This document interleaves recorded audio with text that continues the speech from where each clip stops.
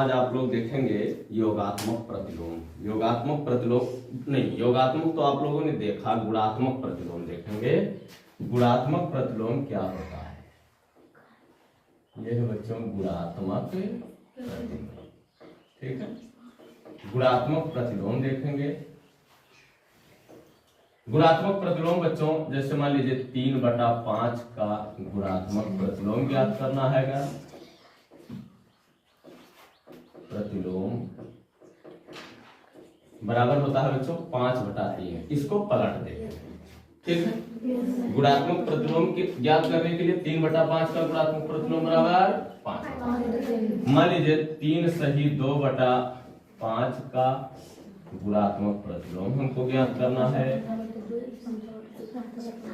प्रतिलोम ये ज्ञात करने के लिए हम लिखेंगे 3 सही 2/5 बराबर 5 दिया 15 2 17/5 का गुणात्मक। अब इसका ज्ञात कर लेते हैं गुणात्मक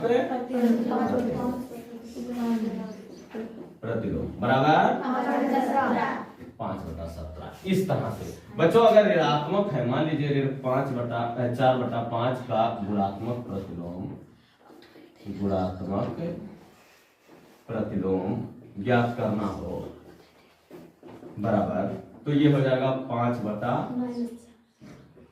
चाहे -4 लिखिए या यहां माइनस रख दीजिए, कोई दिक्कत नहीं बच्चों। ऋणात्मक होना चाहिए, ऊपर ऋण रखेंगे तो भी कोई दिक्कत नहीं है बच्चों। ठीक है, ऋण 5/4 लिखेंगे तो भी चलेगा। ठीक है बच्चों, समझ में आ रहा है? इस तरह से बच्चों ये गुणात्मक प्रतिलोम होता है। ठीक है, अब आप लोगों को इसमें देखना है संवरक, क्रम विनिमय और साहचर्य वितरण। ठीक है, ये देखेंगे बच्चों, इसमें वितरण नियम भी होता है। ठीक है, आइए देखते हैं।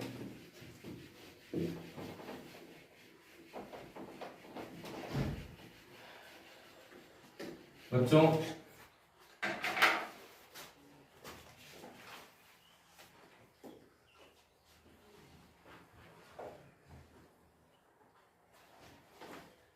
चलिए बच्चों पहले हम संवरक नियम देखेंगे। संवरक नियम प्रगुण लिखेगा तो भी कोई दिक्कत नहीं बच्चों। ठीक है, संवरक प्रगुण लिखता है तो भी कोई दिक्कत नहीं, बात वही होता है बच्चों। जैसे मान लीजिए यही इसका जो भी मान आएगा, किन्हीं दो परिमेय संख्याओं का गुणनफल एक परिमेय संख्या होता है, बस यही संवरक नियम को फॉलो करता है। ठीक है बच्चों, ये 5 चौक का 20/77 ये हमारा है। ठीक है बच्चों, ये संवरक नियम होता है। इसके बाद आता है बच्चों क्रम विनिमय नियम, यानी गुणा का। यहां लिखना होगा बच्चों गुणा का। ठीक है, फिर यहां होगा गुणा का क्रम विनिमय नियम। क्रम विनिमय नियम। ठीक है बच्चों, ये है बच्चों गुणा का क्रम विनिमय नियम, यानी कोई भी परिमेय संख्या 5/7। विनिमय तो सही है, क्रम विनिमय है, ये है 4/9 बराबर 4/9 गुणे 5/7। ये इस तरह से क्रम को बदल देते हैं बच्चों। ये पहले था, बाद में हो जाएगा, मान वही आएगा, चाहे ऋणात्मक हो बच्चों या धनात्मक। मान लीजिए यही ऋणात्मक हो, -6/15 गुणे 3-3/12 ये बराबर बच्चों, इसको हम पहले लिखेंगे -3/12 और गुणे -6/15। ठीक है बच्चों, ये आप लोग समझ गए ना कि नहीं समझ पाए? ये हो गया बच्चों गुणा का क्रम विनिमय नियम। अब गुणा का साहचर्य नियम। कल मैंने बताया था, कल के वीडियो में बच्चों साहचर्य क्या होता है आप लोग जानते हैं। अब ये होगा बच्चों गुणा का साहचर्य नियम। गुणा का साहचर्य नियम। साहचर्य नियम, गुणा का साहचर्य नियम बच्चों ये है जैसे मान लीजिए 3/5 गुणे 4/6 गुणे 7/11, ठीक है। अब बच्चों ये मान लीजिए दोनों एक साथ हैं, बराबर ये हो जाएगा बच्चों 3/5 गुणे ये 4/6 गुणे 7/11, ये हो सकता है, ठीक है। यानी हम पहले वाले दो पद को एक साथ लेंगे, इसके बाद दूसरे वाले दो पद को एक साथ में ले लेंगे, गुणा का साहचर्य नियम, ठीक है। जैसे धनात्मक में था बच्चों, वैसे ही ये गुणात्मक में भी है, ठीक है। बात समझ में आया?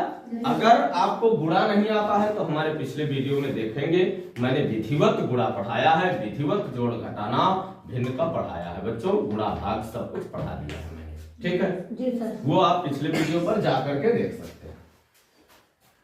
इसके बाद है बच्चों गुणा का वितरण नियम, गुणा का वितरण नियम, वितरण,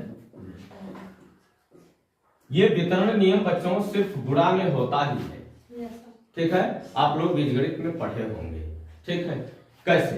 जैसे मान लीजिए ये है बच्चों 3/7 गुणे 5/6 प्लस 4/9, ठीक है बच्चों। अब इसको हम क्या करते हैं, इस 3/7 का दोनों में गुणा करते हैं ना, 3/7 गुणे 5/6 माइनस 3/7 गुणे 4/9, ये है वितरण नियम, ठीक है। देखिए 3/7 से दोनों में हमने गुणा किया, ठीक है। इसको जब हम हल करते हैं तो पहले इन दोनों को जोड़ते हैं, उसके बाद गुणा करते हैं, और इनमें है तो पहले इन दोनों का गुणा करते हैं, ये प्लस उसके बाद जोड़ते हैं। बात समझ में आया? बात समझ में आया ना? इस तरह से आप लोग वो पढ़े होंगे सरलीकरण, ठीक है। वो अपने नियम को फॉलो करता है, को का भाग वियोग से ये कोष्ठक आता है, वो भी पढ़ाया गया है, मैंने ही पढ़ाया है बच्चों। अगर नहीं समझते हैं तो हमारे पिछले वीडियो में जाकर के देख लेंगे, मैंने किसी वीडियो में पढ़ा दिया है, ठीक है। तो ये हो गया बच्चों गुणा का वितरण नियम, ठीक है। ये इसके बाद है बच्चों, नोट करते रहेंगे बच्चों कि अभी हमने अवसर नहीं दिया, बताते रह गया, वो पीछे वीडियो रिवर्स करके नोट कर सकते हैं बच्चों। इसके बाद है बच्चों गुणात्मक तत्समक। क्या है बच्चों? गुणात्मक तत्समक। अगर किसी परिमेय संख्या में एक का गुणा किया जाए तो वही परिमेय संख्या होती है, ये गुणात्मक तत्समक कहलाता है बच्चों, गुणात्मक तत्समक, गुणात्मक तत्समक, ठीक है बच्चों। किसी परिमेय संख्या में जैसे मान लीजिए 5/7 गुणे 1 बराबर 1 गुणे 5/7, ठीक है बच्चों। या पहले गुणा हो इसका 1 गुणे 6/9 गुणे बराबर 6/9 गुणे, मान वही होता है, ये गुणात्मक तत्समक, ठीक है। इसके बाद किसी परिमेय संख्या में अगर हम शून्य से गुणा करें तो उसका मान शून्य होता है, ठीक है।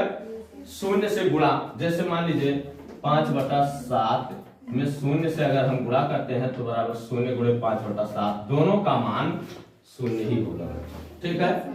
किसी संख्या में अगर हम शून्य से गुणा करते हैं तो उसका मान क्या होता है? शून्य होता है बच्चों, ठीक है।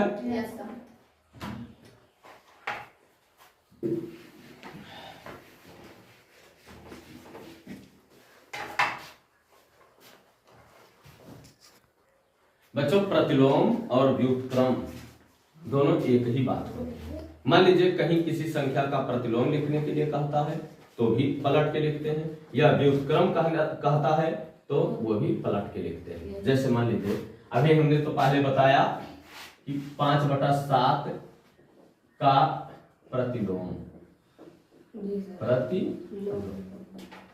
ठीक है, बराबर क्या होगा?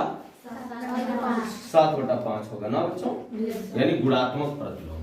यहाँ लिखा जाता है गुणात्मक, मैंने गुणात्मक प्रतिलोम कहा था, का गुणात्मक प्रतिलोम, ठीक है। प्रतिलोम, योगात्मक प्रतिलोम जब आप ज्ञात करते हैं तो अगर ऋण रहता है तो उसी संख्या को हम धन में लिखते हैं, अगर धन होता है तो उसी संख्या को हम ऋण देंगे, ठीक है। और ये गुणात्मक प्रतिलोम, चिन्ह वही होगा, सिर्फ उसको पलट देंगे, हर को अंश बना देंगे, अंश को हर बना देंगे। ये 7/5। इसी से मान लीजिए कोई कहता है 7/11 का व्युत्क्रम, इसमें गुणा नहीं लिखेंगे तो भी चल जाएगा, ये गुणात्मक नहीं लिखेंगे तो भी चल जाएगा, लेकिन इसमें सिर्फ 5/7 का प्रतिलोम अगर हम कह दें बच्चों तो प्रश्न उठेगा कि क्या गुणात्मक प्रतिलोम ज्ञात करना है या योगात्मक प्रतिलोम। लेकिन अगर इसमें इसका व्युत्क्रम कहा जाए तो इसमें संदेह नहीं है बच्चों, सीधा पलट के 11/7 लिखेंगे, ये ठीक है। तो व्युत्क्रम और वो समझ गए बच्चों। अगली वीडियो में यानी कल के वीडियो में, ठीक है, कल के वीडियो में बच्चों वर्ग पढ़ाया जाएगा, ठीक है। किसी संख्या का वर्ग हम कैसे ज्ञात करते हैं, ठीक है, ये कल के वीडियो में पढ़ाया जाएगा बच्चों। आज की वीडियो बस